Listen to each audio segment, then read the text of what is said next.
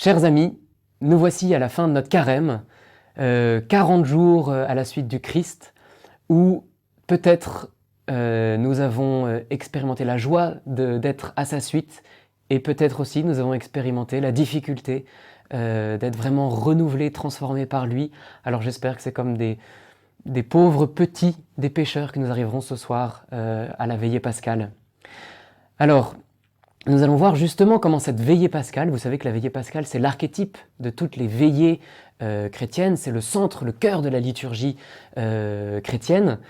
Eh bien, cette liturgie qui est extrêmement riche, nous allons voir comment elle nous parle de la miséricorde, spécialement à travers l'eau. Alors, vous savez peut-être que Jésus est apparu à Sainte Faustine et a montré son cœur transpercé sur la croix, d'où ont jailli l'eau et le sang. Et il a dit que l'eau, c'était la purification des âmes et que le sang, c'était la vie. Alors qu'est-ce que ça veut dire? Eh bien, la prière de bénédiction de l'eau qui se passe à la veillée pascale dit exactement la même chose. Elle montre en quoi l'eau est purification. Nous allons étudier un peu cette prière. On va voir que dans cette prière, on voit comment le Seigneur prépare la révélation de sa miséricorde dans l'Ancien Testament. On va voir ensuite comment il répand la miséricorde, notamment sur la croix et dans toute sa vie.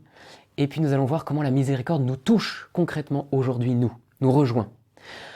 Eh bien, comment est-ce qu'il l'a préparé? Ça se voit tout au long de la prière de bénédiction de l'eau.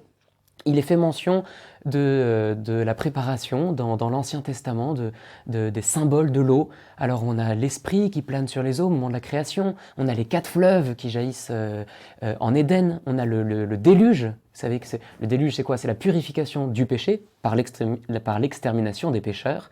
Et puis une nouvelle race, celle de Noé, qui est juste et qui arrive en face de Dieu. Et puis nous avons aussi l'eau qui jaillit du rocher, qui est une préfiguration bien sûr de l'eau qui jaillira du Christ.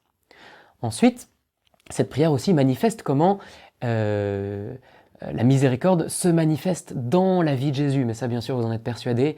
On a l'eau qui est transformée en vin au moment de l'épisode de Cana, on a Jésus qui marche sur les eaux, Jésus qui purifie le Jourdain par son baptême, et qui préfigure ainsi notre baptême. Et puis bien sûr, l'eau qui jaillit du cœur de Jésus au moment de sa mort sur la croix et qui répand ainsi sa miséricorde sur le monde entier. Et enfin, cette prière manifeste comment la miséricorde nous touche concrètement 2000 ans après Jésus, tout simplement par le baptême, par les signes qu'accomplit l'Église. Et on voit le prêtre tout au long de cette prière qui va accomplir de nombreux signes sur l'eau. Il va diviser l'eau en 4, jeter l'eau aux 4 points cardinaux. Il va souffler sur l'eau, vous voyez, comme l'Église est concrète, comment elle est incarnée, pour faire d'une matière inerte, eh bien, la rendre capable de donner la vie. Et c'est ça, en fait, tout le sens des sacrements, c'est que l'Esprit de Dieu descendant sur les eaux, en l'occurrence, les rend capables de donner la vie. Alors, comment est-ce que nous allons vivre ce soir cette liturgie magnifique?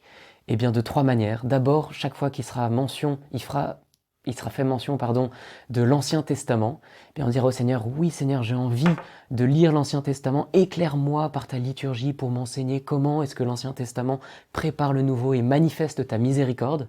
Mais ça, si vous avez vu toutes les vidéos du carême, vous êtes persuadés que la miséricorde est déjà manifestée dans l'Ancien Testament, n'est-ce pas? On va aussi dire au Seigneur, merci d'avoir répandu ta miséricorde sur la croix particulièrement, et puis dans toute ta vie. Et puis enfin, on dira au Seigneur, renouvelle-moi par la réception de tes sacrements. Je veux ce soir être renouvelé dans les promesses de mon baptême.